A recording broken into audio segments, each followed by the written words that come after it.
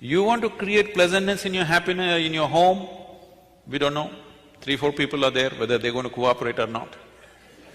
If you want to create pleasantness in your city, there are too many people, we don't know whether they'll cooperate or not.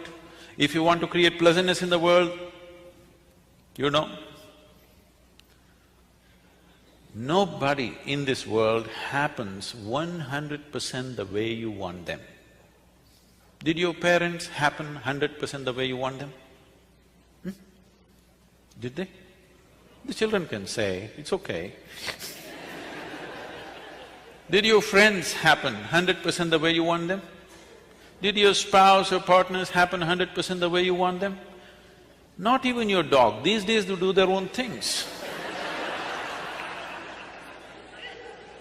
Nobody happens 100% the way you want them, but that is not the problem. The problem is this one is not happening the way you want him to be. That is the problem, isn't it? If this one happened 100% the way you want him, life around you, whichever way it happens, it's either a breeze or an adventure. Yes? It is either a gentle, the fragrance of the jasmine on a gentle breeze, or it's an adventure. There is no unpleasantness. Unpleasantness is happening from within you, never from outside of you. No, you don't know how unpleasant my boss is. No, he only causes, at the most, if he's causing unpleasantness around you. He cannot cause unpleasantness within you, isn't it? This is your work. This is completely your work, isn't it? Why would anybody cause unpleasantness to himself? Simply because we have chosen to live unconsciously, just as a compulsive reaction to everything that's happening around us. For solutions, we are looking into books, we are looking into all kinds of things. We are always looking elsewhere, never inward. This happened. We are from Tennessee. In Tennessee, every family with some kind of tradition has their own leather-bound, large-sized Bible of their own. They're very proud of this. It's so large, you can barely open it, at least children cannot. One day a boy, 12 years of age, who was studying in a boarding school elsewhere, came home and he found this huge book sitting there and he opened it. A few pages he opened, a leaf which had been there in the book for a long time, it was dry, it flew out and fell down. Then he called out loudly, "Mama, come and see what I found." She said, "What is it that you have found?" "Mama, come and see, please come and see what I have found." She said, "Come, tell me, what have you found?" He said, "I think I found Adam's underwear."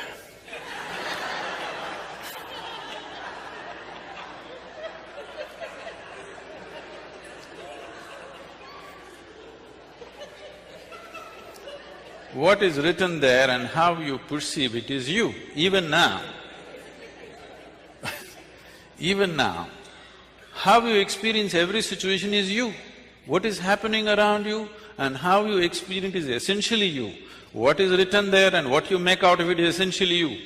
Just see, in the name of caste, creed, religion, race, nationalities, how much of a mess we have created on the planet. I'm sure every one of these things initially started with the greatest intention of human well-being, definitely. But just see what a mess we are. Simply because you can find an Adam's underwear in a book, you don't know what you will pick up. So, there is a way where there is no room for misinterpretation. That way is to turn inward, not to seek solutions outward. For outward things, you can seek outward solutions. For inner things, you seek inner solutions. Turning inward, what does it mean? Right now, as I earlier mentioned, the only way you can perceive is through five sense organs: seeing, hearing, smelling, tasting, touching. All these things are essentially outward bound. See, you can see what's around you. You cannot roll your eyeballs inward and scan yourself.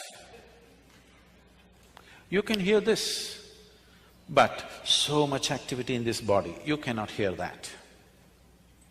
If an ant crawls upon this hand, you can feel it. So much blood flowing, you cannot feel it. In the very nature of things, sense organs are outward bound, but everything that you experience is happening from within. This is the fundamental human predicament. Only if you turn inward, then you are into what you are referring to as India studies. Otherwise, India is a glorious chaos. Lot of Indians miss it. Too much order in America. Once in a way they have to go out and get lost and have a diarrhea at least. Yes or no? If not enlightenment, at least a diarrhea. You must eat the street food and something must happen. No, it need not be like that. It is just that it's very organic. It is always depending upon touching the inner genius within every human being. It is not depending upon the organization of the outside, which can be very chaotic.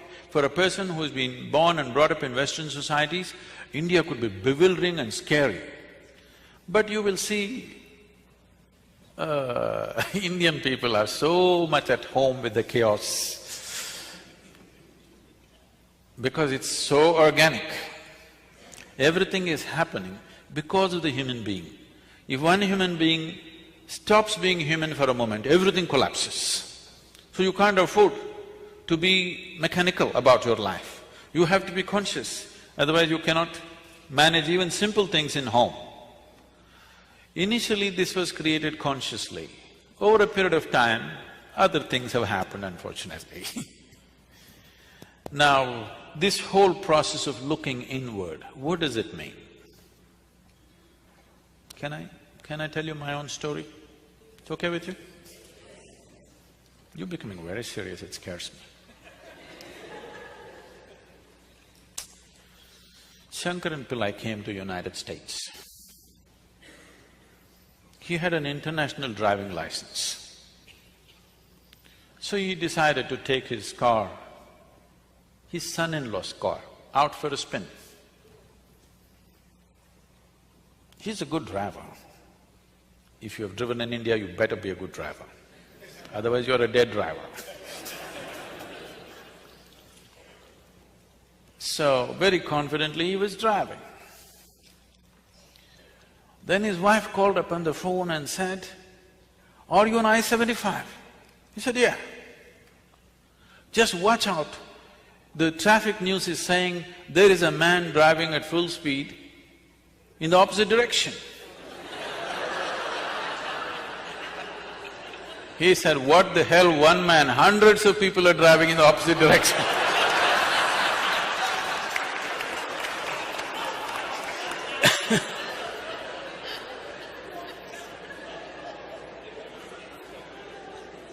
But he's very comfortable. So what does turning inward mean? This happened to me when I was just 3-4 years of age.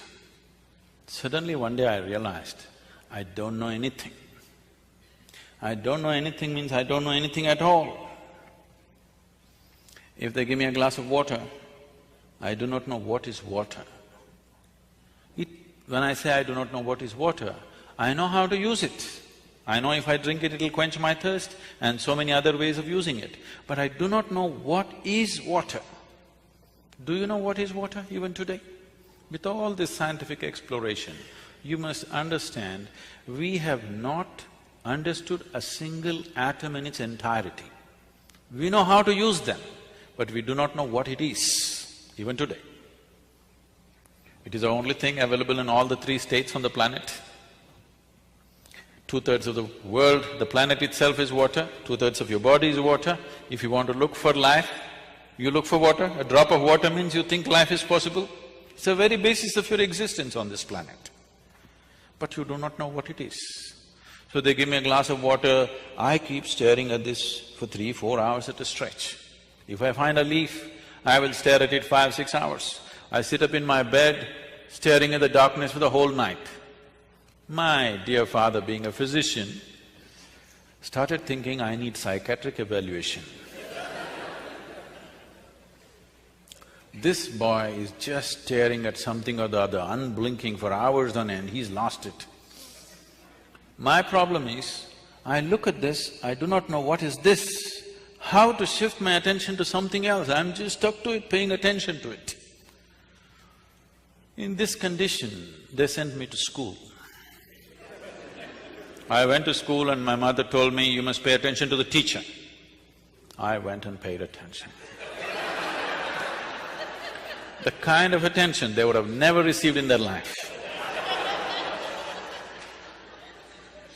Initially, I understood the words that they were speaking. After some time, I realized they're only making sounds. I am the one who is making up the meanings in my head. Even now, see, I'm only making sounds. Because you presume you know English language, you're making up the meanings. A language is a conspiracy between two people. Yes? Suppose I start talking in a language that you do not understand, it will be just sounds. Even now I'm only making sounds, you're making up the meanings. And there is a code book for this conspiracy called a dictionary. So I realized I'm making up all the meanings in my head and I stopped making up the meanings. Just the sounds. These teachers come and keep on making sounds. The problem with most people is, the moment they cannot understand, they will not pay any attention. Please especially things that you do not understand, you must pay attention, isn't it? Yes or no? What you do not understand definitely needs your attention. But generally the thing is, the moment you cannot understand, you don't pay attention. Turn on the Chinese channel, just listen carefully, with full attention. You will see things will happen to you. So I just paid attention, not attaching any meanings to the sounds they were making. After some time, it became so amusing, these people going on making noises. A big smile spread on my face. They were not amused at all. I was very consistent with my education. Every monthly test, consistently I got 6 zeros. Because I gave it empty. Because I was made like this, I come home in the evening study hours or 2 hours in the evening, you must study in the house. If I open the book, I stay like this, without reading a single word for the next 2 hours, I will be just like this. All I need is just a dot on the paper, just a tiny speck on the paper. If I put my attention to it, the damn speck will take me somewhere. I won't read a single word, nor will I look around, nor will I do anything, simply. After 2 hours, I'll be in the same speck, unmoving from that. So my attention is like this, I'm paying attention to the teachers. So, I clearly remember this. When every month they give this report card, I don't know if you still have it. You still have that method of report cards? When the report card comes, some children will be strutting around, they are first, second, whatever. Some will be crying, they're terrified to go home because they got something. In my whole school days, all those 12 years, I never opened my report card. The teachers gave it to me, I took it and gave it to my dad. I thought this is a transaction between the two of them. I never wanted to, peep into that.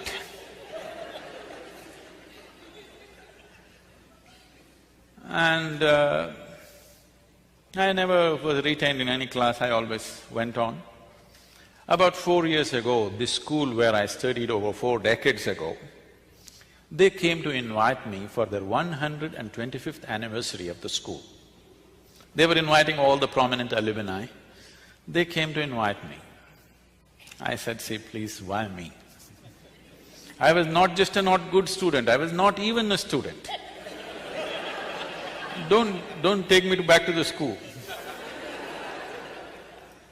They said, no, our school has produced federal ministers, our school has produced film stars, our school has produced cricketing stars. You are the only mystic, you have to come.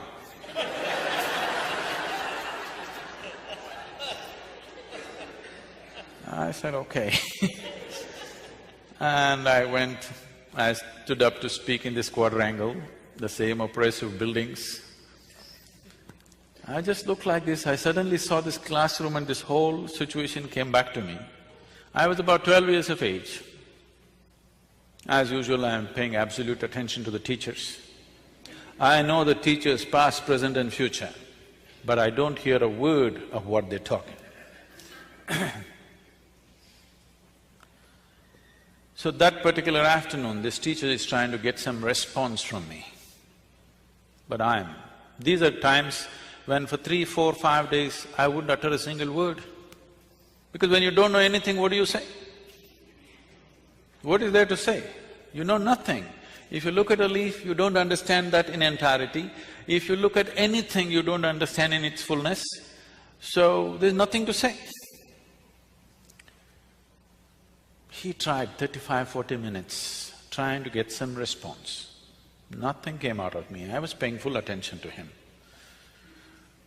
He came, held me by the shoulder, shook me violently and said, you must either be the divine or the devil. I think you are the latter. Till now, till that moment, my problem was, what is this, what is that, what is that, what is that? But there was one clarity that this is me. Suddenly this man confused me about this also. I looked, well, am I devil, am I divine, what the hell am I? This was very clear that this was me, but this man brought this confusion about this also. I tried to stare at myself, it didn't work, so I closed my eyes and sat. Initially hours, then it went into days. Once I closed my eyes and sat, I thought, in my experience, I felt it's about 25, 30 minutes. When I opened my eyes, a whole crowd of people around me, garlands around my neck, people are trying to pull my feet, pulling legs is a part of Indian tradition. And somebody wants to know about his business, somebody wants to know when his daughters will get married. I said, how the hell did these people manifest here? Where did they come from? Big crowd. They said, you've been sitting here for 13 days. In my experience, I just sat there for 25, 30 minutes. I closed my eyes and I opened my eyes, a big crowd. Why I'm telling you this is, life is in many more ways than the way you understand and experience life through the 5 senses. The 5 sense organs are enough for your survival. If you want to just survive, these 5 things are fine. But if you want to know life, these 5 sense organs are not good enough, because this gives you only a comparative perspective of everything. What you know by comparison, see, you know light only because you know darkness, isn't it? The nature of sense organs is such, if you see this part of my hand, you cannot see the other part of my hand. Even if you take a grain of sand, if you see one part, you can't see the other part. If you're experiencing light, you cannot experience the darkness. This is the nature of sense organs, and everything is in comparison. For example, let's say you're 6 feet tall.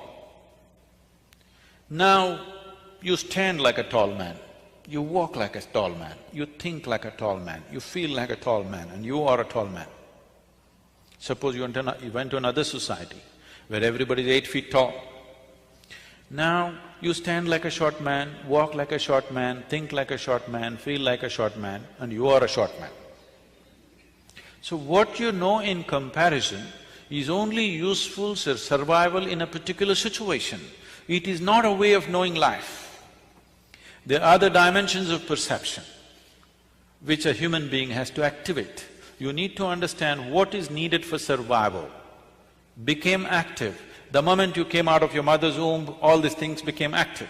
You need to understand, they were not active when you were in your mother's womb. Otherwise you would know the whole human physiology. You didn't have to go to your medical school, you know. Your eyes were not open, your perception was not open. Only after you came out, it opened up, because without it you cannot survive. If survival is all you're seeking, this is fine. But once you come as human, somehow survival is not good enough, isn't it? When survival is in question, it's a big issue. Once it's taken care of, it doesn't mean anything. Isn't it so? There is something within you, always longing for something more. Whoever you may be right now, whatever you may be right now, you want to be something more than who you are right now? Yes or no? If that something more happens, what? What? You want something more? If that something more happens, what? Something more? It looks like you're looking for expansion. Okay, we will make you the king or queen of this planet. Now, don't look at me hopefully. You think I'll make such a blunder? Suppose you become the king or queen of this planet, will you be fulfilled, I'm asking you? You will look at the stars, isn't it? So there is something within you which wants to expand. I'm asking how much expansion would settle you for good? How much expansion would settle you for good? Hello? Unlimited. You're looking for infinite expansion, a fantastic desire, but a hopeless method. Your longing to become boundless is wonderful. See, there is something within you which does not like boundaries. Suppose I imprison you in a 5x5 cubicle right now, you will feel horribly imprisoned. Tomorrow, we will liberate you into a 10x10 cubicle. You will feel wonderful for a day, and again the same thing. Then we will liberate you into a 100x100 cubicle. You will feel wonderful for 3 days, and again the same thing. It doesn't matter where I set the boundary. The moment you can feel the boundary, you want to break it. Yes? There is something within you which does not like boundaries. There is something within you constantly longing to become boundless. You may be trying to settle this either unconsciously or consciously. If you're trying to settle it unconsciously, you think going out shopping will settle it. It does for a moment, again tomorrow the same thing. Or reading a book will settle it, or conquering something will settle it. All these things settles you for some time, and again the same thing. The moment you can feel the boundary, again it's a problem, isn't it? There is something within you longing to become boundless. You need to understand this. Boundaries are essentially the nature of the physical. The physical exists in this universe, the physical exists in creation only because of defined boundaries. I can call this a physical body only because there is a defined boundary. If I take away the boundaries of this body, could you call this physical? If it is all over the place, would it be physical? Only because it stays within a defined boundary, it's physical. So boundary is the nature of physical existence. There is something within you longing to go beyond all boundaries. So if you touch a dimension within you, which is not physical in nature, only then this will settle. Is there such a thing? Well, let's understand this. When you were born, your body was only this much, now it's become this much. How did it happen? What? How did it happen? The food that you've eaten, isn't it? The food that you've eaten. So what you call as my body is a heap of food, actually, or it's a piece of this planet. Physical is something that you gathered over a period of time, yes? Physical is an accumulation. What you accumulate, at the most, you can claim it is mine. It cannot be you, isn't it? It can be yours, it can never ever be you. It can be mine, it can never ever be me, isn't it? What you gather can belong to you, cannot become you. But right now, you are so identified with things that you have gathered, not only in the body, in the mind. Your mind is a heap of impressions that you have gathered. Your mind is a gathering, your body is a gathering. Both are accumulations. Between these two things, where are you? A dimension beyond the physical, which is the basis of all this. If you eat a piece of bread, it transforms it into such a fantastic machine that we call as human mechanism. This human body is the most sophisticated technology on the planet. Do you agree with me? The iPhone users, I'm asking you. Because I see you so deeply engrossed in it, you seem to think it's more than the eye. Now, this is the highest level of technology found on the planet. Everything else is a small imitation of this, isn't it? And with what are you manufacturing this? With a piece of bread, with a carrot, with an apple, with whatever you eat. Just about anything that you eat, even if you eat the so-called junk food, even that is becoming wonderful technology. So there is an intelligence here, there is a competence here, which is capable of transforming a piece of bread into such a highly sophisticated machine. If only if you had access to this intelligence consciously, you would live your life magically, not miserably for sure. So how often do you touch this? Every human being touches it at some moment in his life. If you can consciously touch it, definitely you would stay in touch with it, isn't it? If you accidentally touch it, then it happens accidentally. Most beautiful moments in people's lives, unfortunately, are generally accidental. People come and tell me, Sadhguru, I met such a wonderful person. I say, stop.